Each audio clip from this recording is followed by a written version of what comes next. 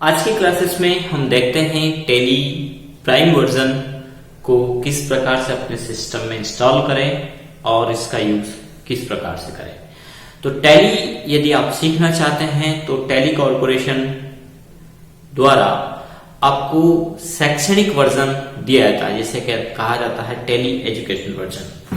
और इस educational version में वो सारे फीचर्स हैं जो आपको वर्किंग के हिसाब से चाहिए, सीखने के हिसाब से चाहिए। वर्किंग कौन सा, जो आप रियल मार्केट में करेंगे, पर पहले आपको कंपनी उसका ट्रेनिंग प्रोवाइड करवाता है उसके सॉफ्टवेयर पर, उसके रियल सॉफ्टवेयर पर। लेकिन कुछ कंसेप्ट है इसमें जिनको कंपनी आपको प्रोवाइड नहीं करती, कंप्लीट फीचर इसके प्रोवाइड नहीं करती, जैसे कि डेट का चेंज ना होना।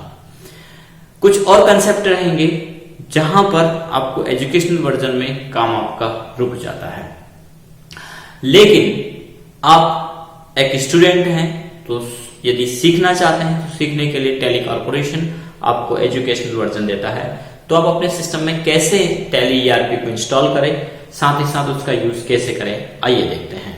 तो सबसे पहले आपको आपके सिस्टम में इंटरनेट कनेक्ट करना है। देन आप गूगल ओपन कर लीजिए और गूगल पर आप सर्च कर सकते हैं टैली सॉल्यूशन, और टैली सॉल्यूशन की साइट ओपन होगी tellysolution. तो यहां पर हमें ऑप्शन दिखाई देता है बाय नाउ एंड डाउनलोड। यदि आप व्यवसायी हैं और टैली परचेज करना चाहते हैं तो टैली सॉल्यूशन की साइट से आप परचेज भी कर सकते हैं। इसके कई वर्जन्स हैं, और जैसे सिल्वर वर्जन है, गोल्ड है, कौन सा एडिशन आप लेना चाहते हैं, किस प्रकार की आपकी कार्यप्रणाली है, उसके आधार पर यहाँ पर देता है। और यदि एजुकेशन लेना चाहते हैं तो डाउनलोड को क्लिक करिए। यहाँ पर आपको डाउनलोड का ऑप्शन दिखाई देगा, इसे आप डाउनलोड कर सकते हैं। बहुत कम समय में ये डाउनलोड हो जाता है। ये हमारे सिस्टम में अभी फिलहाल डाउनलोड हो रहा है और ये download.setup.exe की आ चुकी है। हम यहां पर इसे ओपन कर सकते हैं। डाउनलोड करने के बाद आपको आपके सिस्टम में इसे इंस्टॉल करना होगा और इसका सेटअप रन करना होगा। हमारे सिस्टम में पहले से ही टैली का प्राइम वर्जन इंस्टॉल है। हालांकि हमने इसको इंस्टॉल एक बार सेटअप के लिए कर दिया है, तो हम इसको यस कर देंगे। जो प्रोसीजर होगा इंस्टॉल करने का वो बहुत ही इजी है, आसान से स्टेप में आप इसको डाउनलोड कर सकते हैं। अभी पहले से डाउनलोड है इसलिए अपडेट का ऑप्शन दे रहा है। 1.1 पुराना वर्जन था तो अभी 1.13 वर्जन है, तो इसे हम अपडेट कर देते हैं। आप यहां पर इंस्टॉल ऑप्शन को क्लिक करिएगा। इसके बाद यहां पर स्टार्ट टैली प्राइम को हम क्लिक करते हैं, जिसमें ये टी की तरह ही ओपन होगा और लोगो भी इस प्रकार का है, टी बना करके दिया गया है जो कलरफुल है और ड्रॉप अप मेन्यू की तरह खुलता है, जिस प्रकार आप वर्ड एक्सेल का यूज करते हैं। कई कंसेप्ट इस प्रकार के हैं इसमें जो ओपन करता है उसी बेसिस पर। यहां पर आपको ऑप्शन मिलता है continue education board, use licence from network. Online भी आप परचेज कर सकते हैं। रीएक्टिवेट एग्जिस्टिंग लाइसेंस, पहले से था उसको आप रीएक्टिवेट करना चाहते हैं, या एक्टिवेट न्यू लाइसेंस, आप नया लाइसेंस लेना चाहते हैं या नया लाइसेंस लिया है तो यहां से उसको एक्टिवेट कर सकते हैं। तो अभी हम पर्टिकुलर कंटिन्यू एजुकेशन मोड पे जाएंगे। जब आप एजुकेशन मोड पे जाएंगे तो आपको यहां पर इसका एनवायरनमेंट मिलेगा और इस पेज को हम बोलते हैं गेटवे ऑफ टैली। टैली का वह गेटवे है जहां से आप टैली अकाउंटिंग में प्रवेश करेंगे और इसको होम स्क्रीन भी कहा जाता है। यहां पर आपको सभी ऑप्शन से मिल रहे हैं, जैसे कि मास्टर के अंतर्गत है क्रिएट, अल्टर और हार्ट ऑफ अकाउंटिंग है, चार्ट ऑफ अकाउंटिंग है। इसके बाद वाउचर है, डेबुक है, बैंकिंग है, बैलेंस शीट इसमें है, प्रॉफिट एंड लॉस है, स्टॉक समरी इसमें है, रेशियो एनालिसिस है, डिस्प्ले एंड मोर रिपोर्ट यहाँ पर ऑप्शंस हैं। फिलहाल हम जब भी किसी व्यापार की बात करें तो वो अपने आप में एक व्यापार है, एक बिजनेस है, वो एक कंपनी है, एक संस्था है।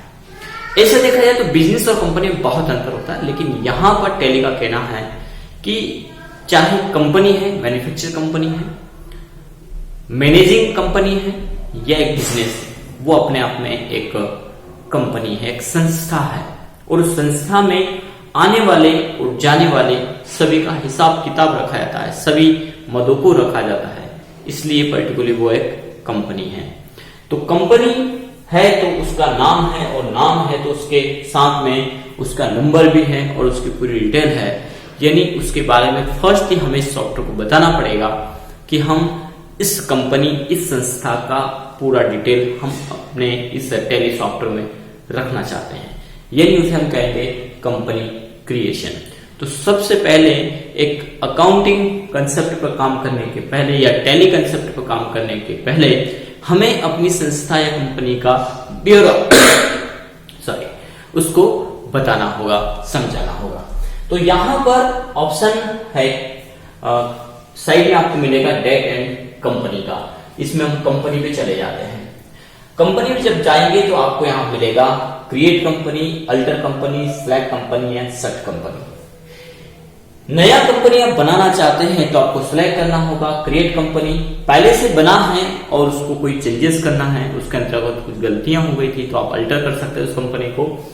सिलेक्ट कंपनी, यदि एक से अधिक कंपनी है, आपका भी व्यवसाय एक से अधिक संस्था के बीच हो सकता है, तो वहां पर मल्टीपर्पज कंपनी में से आप किस कंपनी में व्यवहार करना चाहते हैं तो वहां पर ऑप्शन मिलता है आपको सिलेक्ट कंपनी। किसी कंपनी को बंद करना है तो आप कंपनी को सेट कंपनी कर सकते हैं। यहां पर अभी फिलहाल हम क्रिएट कंपनी पर चले जाते हैं एक नई कंपनी की एंट्री करने के लिए। सबसे पहले कंपनी नेम पूछ रहा है, तो आप जिस नाम की भी कंपनी बनाना चाहते हैं वो कंपनी का नाम यहां पर आपको देना होगा। उदाहरण के तौर पर मैं श्री नाम की कंपनी बनाना चाहता हूं, उसका मेलिंग नेम कंप्लीट जो भी हो वो आप यहां पर डाल सकते हैं, जिसके आधार पर आपका कम्युनिकेशन होता है। एड्रेस में जो भी एड्रेस हो वो कंप्लीट एड्रेस यहां पर आपको डालना होगा। फिलहाल के लिए मैं कर देता हूं सुजानपुर, एड्रेस लाइन 2 यदि है तो वो आप डालें। स्टेट कौन सा है, सभी स्टेट यहां पर दिए हुए हैं, इसके जिस भी स्टेट का व्यापारी है वो यहां से अपने स्टेट का सिलेक्शन कर सकता है। अभी हम यहां पर मध्य प्रदेश सिलेक्ट कर लेते हैं। कंट्री इंडिया बाय डिफॉल्ट दिया गया है। आप अपना पिन कोड डालें, टेलीफोन नंबर डालें, मोबाइल नंबर डालें, फैक्स नंबर, ईमेल, कंपनी की कोई वेबसाइट है तो वो डालें। यहां पर ऑप्शन है फाइनेंशियल ईयर, तो आपका फाइनेंशियल ईयर क्या है? फाइनेंशियल ईयर हमारा 1 अप्रैल से स्टार्ट होता है और एंडिंग मार्च तक चलता है। तो 1 अप्रैल से 31 मार्च तक का पूरा ब्यौरा आप इस कंपनी टैली के अंतर्गत रख सकते हैं। तो हम यहां पर फाइनेंशियल ईयर सेलेक्ट करेंगे, जैसे 1 अप्रैल 2020 आ रहा है, इसकी अपेक्षा अब हम यहां पर 1 अप्रैल 2021 डालेंगे। जब आप 1 अप्रैल 2021 डालेंगे तो ये यहां पर सेट हो जाएगा। इसके बाद नेक्स्ट ऑप्शन पूछता है बुक बिगिनिंग फॉर्म। हो सकता है कि आपने 1 अप्रैल से स्टार्ट तो कर दी, क्योंकि बिजनेस तो जो है कि वित्तीय वर्ष के अनुसार ही चलेगा। भले ही आपने 10 तारीख को कंपनी स्टार्ट की, लेकिन ब्यौरा पूरा 1 अप्रैल से आएगा। अब कंपनी का जो फाइनेंशियल ईयर है वो तो 1 अप्रैल को स्टार्ट हो गया, लेकिन आपने जो एंट्री करना स्टार्ट किया, जो व्यापार स्टार्ट किया, वो हो सकता है 10 अप्रैल से किया हो, 15 अप्रैल से किया हो, मई में किया हो, जून में किया हो। तो जिस भी डेट को आप लेखा बही में लिखते हैं वो डेट कहलाएगी बुक बिगिनिंग फॉर्म। तो बुक बिगिनिंग फॉर्म जो भी है वो यहाँ पे डालें। फिलहाल के लिए हम 1 अप्रैल ही ले लेते हैं और एंटर करते हैं। यहां पर बेस करेंसी सिंबल यदि कोई है तो वो आप डालें। अभी हमारे इंडिया का सिंबल आ गया है आर का, र का है, और बखूबी जो रिप्रेजेंट करता है वो हमारे रुपए को करता है। फॉर्मूला नेम तो इंडिया ही है तो INR लिखा ही है, हम इसको एक्सेप्ट कर लेते हैं। पहले के वर्जन में ये टैली की टैक्स वगैरह ये इंफॉर्मेशन भी फॉर्म में पूछ लेता था, अब ये सेकंड फॉर्म में दी गई है। यहां पर कुछ ऑप्शंस आ रहे हैं, वो है maintain account, yes.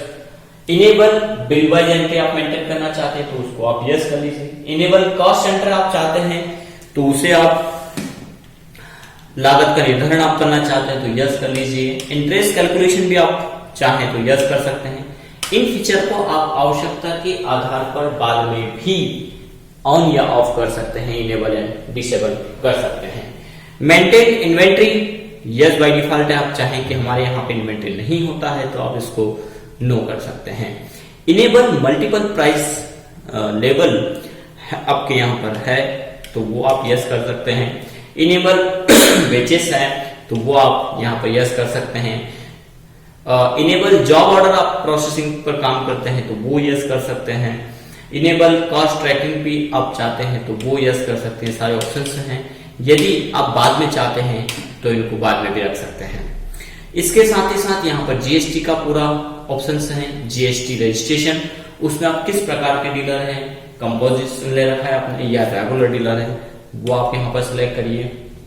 Access of other theory options हैं यहाँ पर। जीएसटी एप्लीकेशन कब से स्टार्ट हो रहा है, जीएसटी का एप्लीकेशन नंबर क्या है। पीरियड जो जीएसटी है वो क्या है आपका, आप मंथली जीएसटी रिटर्न करते हैं या क्वार्टरली करते हैं, तो आप अपना पीरियडिसिटी भी यहाँ पर सिलेक्ट कर सकते हैं। जीएसटी डिटेल आप सेट या अल्टर करना चाहते हैं तो उस फीचर को ऑन या ऑफ कर सकते हैं। ये सारे ऑप्शंस यहाँ पे दिए हैं। अभी फिलहाल हम इसको एंटर करते हुए इनवॉइस वैल्यू का ऑप्शन भी यहाँ पर है, इसको हम एंटर करते हुए एक्सेप्ट कर लेते हैं। ये जीएसटी का डिटेल हुआ। टीडीएस यदि है तो उसको आप यस करें और उसकी डिटेल डालें। टीडीएस के बाद टीसीएस है तो टैक्स कलेक्टेड एट सोर्स, वो है तो यस करें। वेट लागू होता है तो वो एक्साइज ड्यूटी या सर्विस टैक्स है तो उसे भी यस करें। इसको हम आवश्यकता के अनुसार नेक्स्ट जब हम एंट्रीज करेंगे तब यस करते रहेंगे। अभी फिलहाल हम एक्सेप्ट कर लेते हैं। जब आप एक्सेप्ट करेंगे तो आपकी कंपनी बनकर के तैयार हो जाएगी। यहाँ पर वह कंपनी जो एक्टिव है वो बोल्ड दिखाई देती है, जो इनएक्टिव है वो इस प्रकार से आ जाएगी। इसमें यदि कोई वाउचर एंट्री आप करते हैं तो वाउचर एंट्री आ जाएगा और नहीं है तो नो वाउचर एंट्री आएगी। ये था हमारा कंपनी क्रिएशन का कंसेप्ट, कैसे डाउनलोड करें, कैसे कंपनी क्रिएट करें। नेक्स्ट क्लासेस में हम पढ़ेंगे वाउचर एंट्री और किस प्रकार से बेसिक वाउचर एंट्री का यूज करें। बेसिक से धीरे धीरे हम आगे की ओर बढ़ेंगे।